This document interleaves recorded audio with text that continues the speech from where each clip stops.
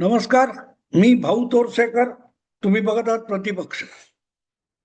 मित्रांनो, आता एकूणच स्पष्ट झालेलं आहे की ज्या छोट्या नगरपालिका नगर परिषदांच्या निवडणुका झाल्या, ज्याचे निकाल 21 डिसेंबर पर्यंत कोर्टाच्या आदेशाने रोखून धरलेले आहेत. पण ते मतदान होऊन गेले आणि काहीतरी 21 नगरपालिकांचं मतदान परत होणार आहे. आणि ते झाल्यानंतर या लोकांना एकूण सगळ्या 288 नगरपालिकांची मतमोजणी होईल वगैरे वगैरे. पण त्यानंतर लगेचच जे काय वेळापत्रक जाहीर होईल ते राज्यातल्या सगळ्या महापालिकांचं 25-27 ज्या काय आहेत त्या महापालिकांचं वेळापत्रक जाहीर होईल ही अपेक्षा आहे.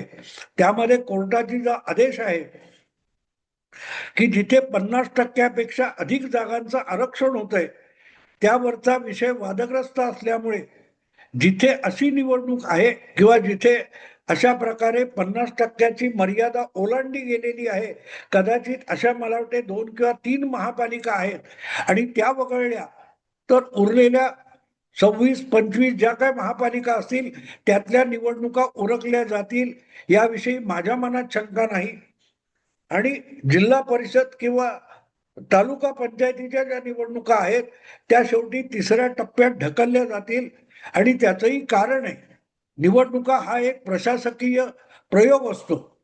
प्रशासकीय याचा अर्थ असा की त्यामध्ये प्रचंड प्रमाणावर सरकारी कर्मचाऱ्यांना घ्यावं लागतं आणि जितका प्रदेश लहान असतो त्या लहान प्रदेशामधली निवडणूक लवकर उरकता येते.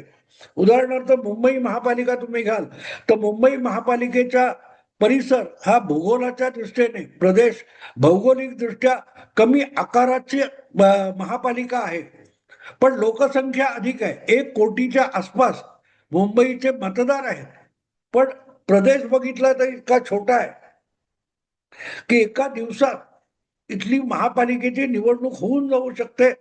आणि त्यासाठी कर्मचारी पण मर्यादित लागतात. कर्मचाऱ्यांची मोठ्या संख्येने इकडून तिकडे पोलीस बंदोबस्त, इकडून तिकडे सामान, इकडून तिकडे हे करावं लागत नाही. तसंच महापालिकेचा प्रदेश पुणे असेल, कल्याण असेल किंवा नागपूर असेल तो एका छोट्या आकाराच्या जमिनीवर असतो. पण तालुका पंचायत, जिल्हा परिषदा या निवडणुका ह्या प्रचंड भूप्रदेशावर पसरलेल्या असतात आणि त्यामुळे तिथे निवडणुकीची सगळी प्रक्रिया आटोपायची, तयारी करायची, तर त्याला खूप वेळ लागतो, त्याला खूप कर्मचारी लागतात आणि येण्या जाण्याचा सुद्धा वेळ त्याच्यात गृहीत धरावा लागतो. अनेक गोष्टी शहरापेक्षा वेगळ्या होतात आणि म्हणून त्या निवडणुका सवडीने घ्यायच्या. पण महापालिकांच्या निवडणुका आधी घेतल्या तर मोठ्या संख्येने जवळजवळ निम्म्यापेक्षा अधिक लोकसंख्येचं मतदान होऊन गेलं असं होऊ शकेल. आणि म्हणून मला असं वाटतं की आता जानेवारीच्या 1-2 आठवड्यात मुंबई महापालिका आणि राज्यातल्या सगळ्या महापालिकांच्या निवडणुका होऊन जातील हे गृहीत धरायला हरकत नाही. आणि म्हणूनच मला असं वाटतं की त्यामुळेच ठाकरे बंधू असतील, काँग्रेस असेल किंवा महाविकास आघाडी, महायुतीतले पक्ष हे सगळेच्या सगळे महापालिकांच्या आणि त्यातही प्रामुख्याने मुंबई महापालिकेच्या निवडणुकीच्या तयारीला सगळे लागलेले. अर्थात भाजप हा एक मर्यादित ठेवत नाही, तो राज्यव्यापी निवडणुकीची तयारी करतो, राज्यव्यापी धोरण आखतो.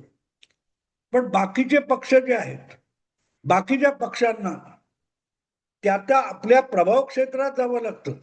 अगदी एकनाथ शिंदे यांची शिवसेना घेतली तरी त्यांचं राज्यव्यापी संघटन असलं तरी प्रत्येक महापालिकेमध्ये त्यांची ताकद आहे असं नाही.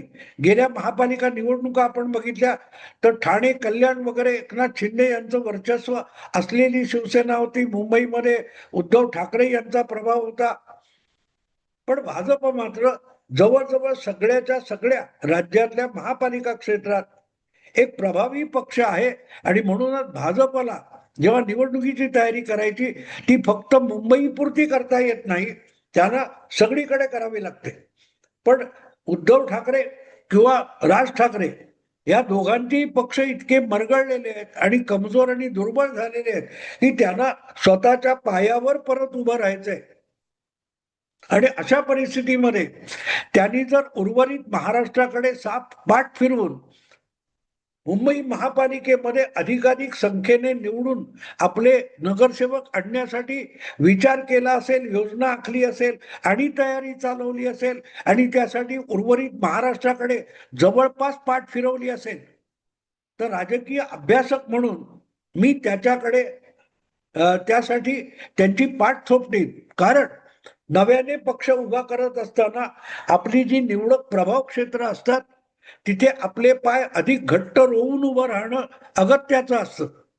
आणि उद्धव ठाकरे मुख्यमंत्री पद मिळवण्याच्या नादात जे भरकटले होते तिथून आता ते परत योग्य मार्गावर येत असतील तर त्यांची पाठ थोपटली पाहिजे म्हणून मी एक वेगळा व्हिडिओ केलेला आहे. पण सध्या जी ठाकरे बंधू एकत्र येण्याची प्रक्रिया चालू आहे त्याच्या बातम्या येत असतात, त्या बातम्या अनेकदा उलट सुलट सुद्धा येत असतात. अगदी त्यांच्या समर्थकांकडून येणाऱ्या बातम्या सुद्धा अनेकदा चकित करणाऱ्या आणि भ्रमित करणाऱ्या पण असतात. अनेकदा अशा बातम्या ह्या तुम्ही आपल्या लाडक्या नेत्यांना खुश करण्यासाठी देता, पण त्यातूनच नको तिथली ठिणगी नको तिथे उडाली तर फटाक्याचं दुकान फुटत जावं, तशा आगी लागू शकतात हे पण लक्षात ठेवलं पाहिजे. असो, सध्या ठाकरे बंधू किंवा ठाकरे ब्रँडचा समर्थक असलेले पत्रकार ज्या प्रकारच्या बातम्या देत आहेत त्यावरून एका निष्कर्षापर्यंत येता येतं की दोन ठाकरे बंधू एकत्रित निवडणुका लढवण्याच्या मानसिकतेमध्ये आलेले आहेत. भले त्यांनी युती जाहीर केलेली नसली तरी युती फिसकटल्यासारखं कुठलंही चिन्ह दिसत नाहीये.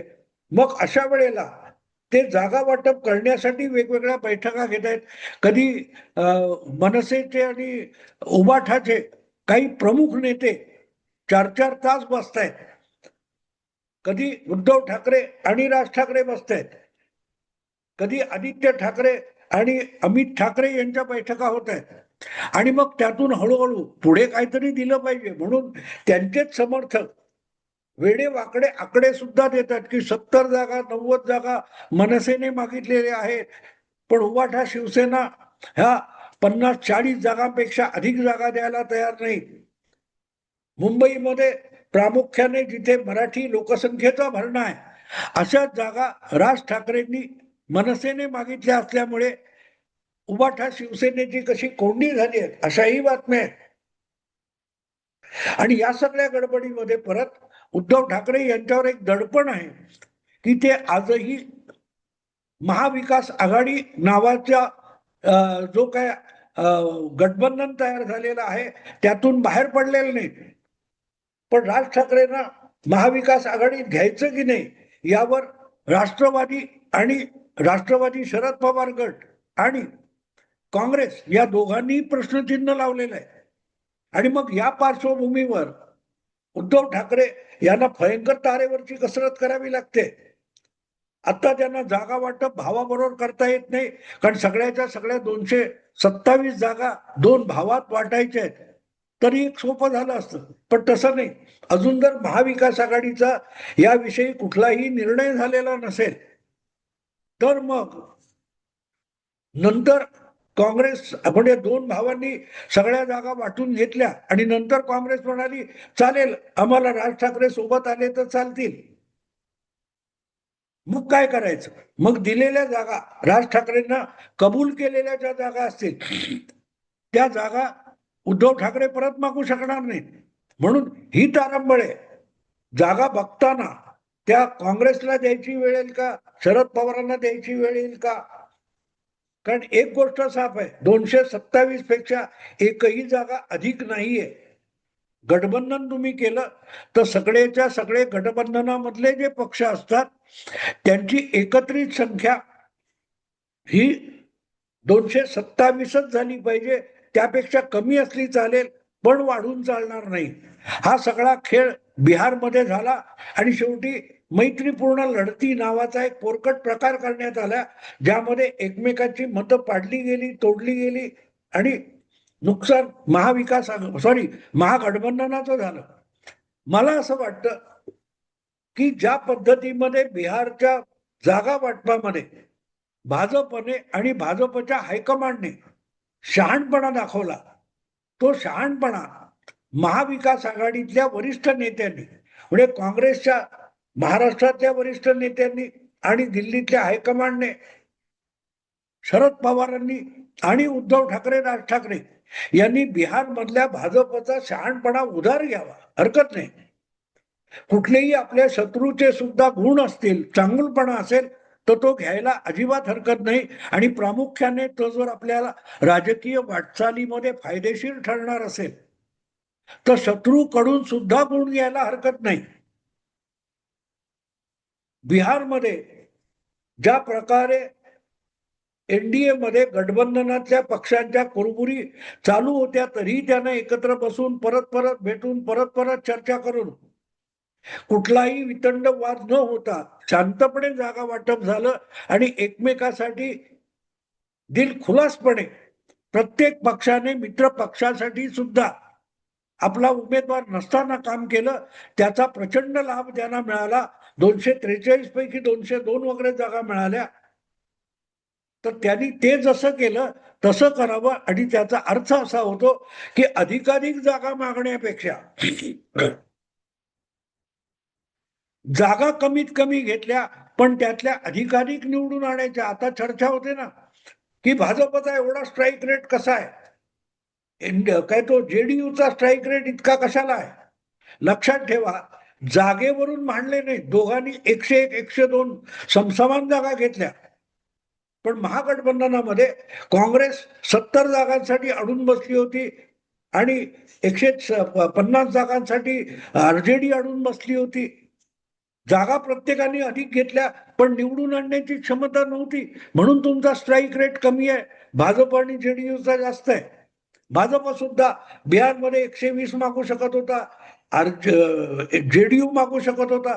पण 120 लढवून जर 80-82 आले असते तर त्यांचाही स्ट्राईक रेट खाली असता. सांगायचा मुद्दा इतकाच की मनसे असो किंवा उभाठा शिवसेना असो किंवा अगदी काँग्रेस पक्ष असो, ह्या लोकांनी उद्या आघाडी करायची की नाही ठरवा. पण ठरवल्यानंतर आपल्याला सगळीच्या सगळी बेरीज 227च्या आत आणायची आहे, हे डोक्यात ठेवलं पाहिजे. आणि आजपर्यंतच्या इतिहासामध्ये म्हणजे 2007 असेल, 2012 असेल किंवा 2017 असेल, या 3 निवडणुका महापालिकेच्या मुंबईच्या मनसेने लढवलेल्या आहेत. पण एकदा 27 त्यांच्या आल्या तेवढं वगळलं, तेवढीच गोष्ट वगळली तर एवढ्या मोठ्या संख्येने त्यांचे नगरसेवक आले नाहीत. गेल्या वेळेला तर अवघे 7 आले होते आणि त्यातले 6 उद्धव ठाकरेंकडे पळून गेले. सांगण्याचा मुद्दा इतका की जर तुमची आजपर्यंतची संख्या अगदी भरात असताना सुद्धा 26-27 होती तर 40 निवडून आणण्यापर्यंत तुमची झेप जाऊ शकते मित्र पक्षांबरोबर.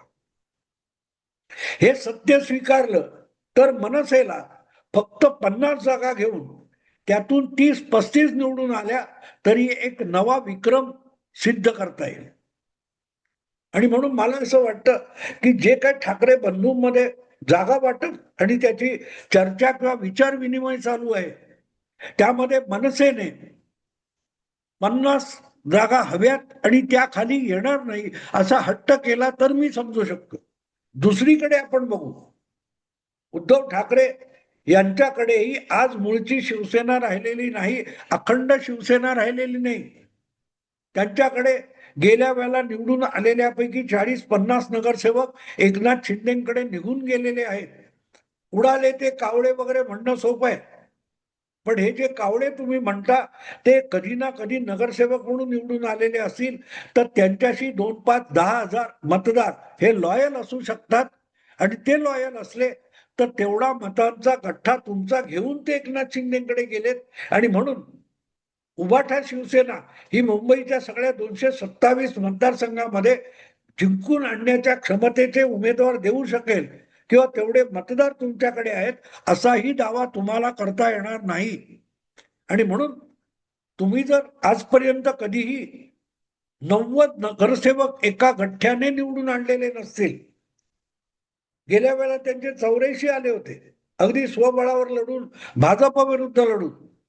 तर उभाठा शिवसेनेने आज एकनाथ शिंदे गेल्यानंतर किंवा त्यांच्याबरोबर काही लोक गेल्यानंतर मुंबईमध्ये 100 जागांचा आग्रह धरला आणि त्याखाली येणार नाही असा दावा केला, तरी तो रास्त असेल असं मी म्हणतो. माझ्या म्हणण्याचा हेतू समजून घ्या. 50 मनसे आणि त्याच्या दुप्पट उभाठा शिवसेना होतात 150 जागा, आणि याचा अर्थ 77 जागा शिल्लक राहतात. या 77 जागांमध्ये काँग्रेस पक्षाला सामावून घेता येतं. मनसेला 50 दिल्या तर काँग्रेसलाही 50 द्यायला हरकत नाही.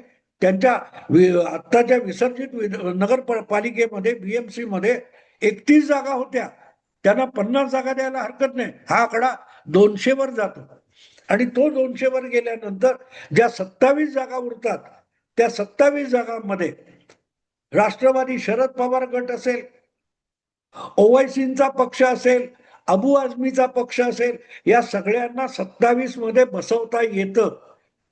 प्रत्येकी 10-10 दिल्या, 12 दिल्या तरी पुरेशा आहेत. पण त्यांच्यामुळे मुंबईभर विखुरलेला मुस्लिम मतदार, तो मुस्लिम मतदार हा तुमच्याकडे येऊ शकतो. या 27 मध्ये 5-5, 7-7 असं विभागणी केली तर रिपब्लिकन गटातल्या 1-2 गटांना 4-4, 2-2 जागा दिल्या तरी दलित मत महाविकास आघाडीकडे आकर्षित होऊ शकतात, आणि मुस्लिम दलित ही वोट बँक बीएमसीच्या निवडणुकीत सुद्धा महाविकास आघाडीच्या बाजूने ओढता येऊ शकते.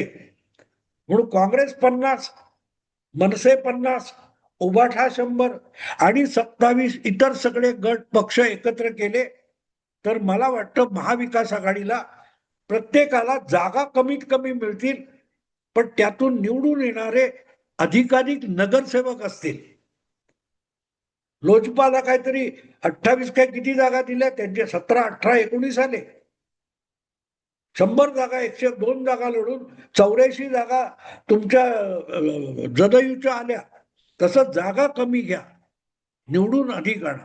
अजितदादा किंवा एकनाथ शिंदे यांच्या वाट्याला जागा कमी आल्या पण निवडून आमदार अधिक आले, ही गोष्ट लक्षात घेऊन मला असं वाटतं की 2 ठाकरे बंधूंनी जागा वाटपामध्ये काटेकोरपणे काही ठराविक भूमिका घेतल्या आणि आपल्या सोबत येऊ शकणाऱ्या सगळ्यांची योग्य समजून काढली, तर बीएमसीची निवडणूक भाजप किंवा एकनाथ शिंदे यांची युती झाली तरी त्यांच्यासाठी सोपी राहणार नाही. मी भले एकनाथ शिंदे आणि भाजपचा समर्थक आहे, पण अटीतटीची निवडणूक मला आवडते, आणि म्हणूनच जागा वाटपात महाविकास आघाडीने काय भूमिका घ्यावी या संबंधीचा हा व्हिडिओ मी केला. आवडला लाईक करा, शेअर करा आणि प्रतिपक्षाला सबस्क्राईब करा. नमस्कार.